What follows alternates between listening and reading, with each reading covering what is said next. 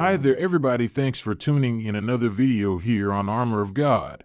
I just want to share this awesome news about a sequel to one of the best movies that depicted the crucifixion of Christ. Very soon they'll start filming the sequel to The Passion of the Christ Resurrection.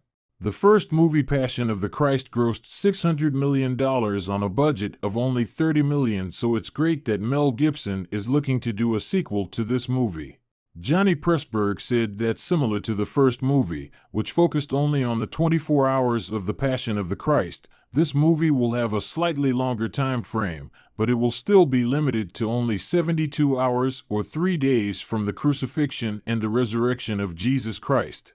Even though the movie was criticized a lot in 2004, that doesn't deny the fact that the Passion of the Christ was one of the most important biblical epics told by Hollywood. So now the pressure is on for Mel Gibson himself. He has to answer two questions. The first is, how will he tell a biblical story to an audience who might not be familiar with the Passion of the Christ? And the second has to be, how do you tell the story so it's interesting and exhilarating enough for the movie screen? We also know that they're going to keep the working title of the movie, and Jim Caviezel is going to be reprising the leading role of Jesus Christ, with Mel Gibson going back to the director's chair 2 decades later. If everything goes according to plan, we are expecting to see the Passion of the Christ Resurrection to hit theaters on Easter 2024. They would not only thematically hit the sweet spot for the movie, but they would also be celebrating the 20th anniversary since the release of the first movie.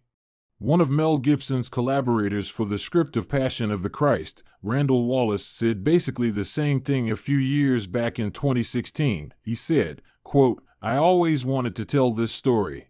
The Passion is the beginning, and there's a lot more story to tell. The evangelical community considers The Passion the biggest movie ever out of Hollywood, and they keep telling us that they think a sequel will be even bigger." During an interview on The Late Show with host Stephen Colbert raised a reasonable concern about the movie when he asked if the story is going to feel familiar to audiences. Because unlike the events that took place in the first movie, the story of Jesus' resurrection does not have too much action during the 3 days.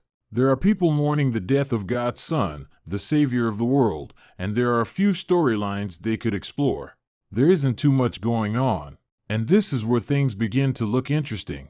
Mel Gibson addressed Colbert's concern by reminding him that in the Bible, a lot is going on during these 3 days. As we all know, Jesus descends down to hell, breaks the gates off their iron hinges, and was resurrected from the dead. And this is the point Mel Gibson was trying to make during the interview. He admitted that telling the story about Christ's resurrection we hear during every Good Friday would be predictable and it wouldn't grab people's attention.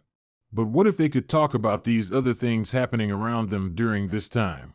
What if they could talk about all of the events happening in the 3 days after Jesus Christ dies? And if we understood Gibson correctly, the story isn't going to have a chronological order. It's not going to be straightforward like it is in the Bible. That would be the retelling of the same story. What Gibson wants to do as the director is to jump from one timeline to the next, from one realm to the other. And this is something that caught our attention. Telling Christ's resurrection story as it happened on Earth would be predictable, to say the least. But Mel Gibson revealed a little detail that tells us we're not going to be here on Earth. Stephen Colbert asked about the bad guy in the movie. He asked whether or not Thomas, who doubts that Christ has risen, will be the bad guy of the movie. Gibson said no, but added that the movie is going to have a bad guy. However, the villain will not be from Earth.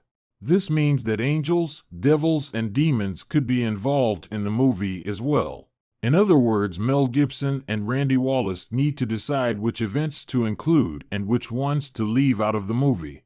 We understand that the movie is going to feature a central event, namely the resurrection, and then they're going to juxtapose all of these different events from the past, from the future, and from different realms around the resurrection of Christ.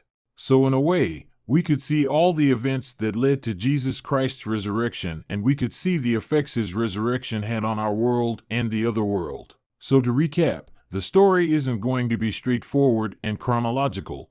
It's going to have a bad guy who's not human, and it will have time jumps and it will pass from one realm to the other.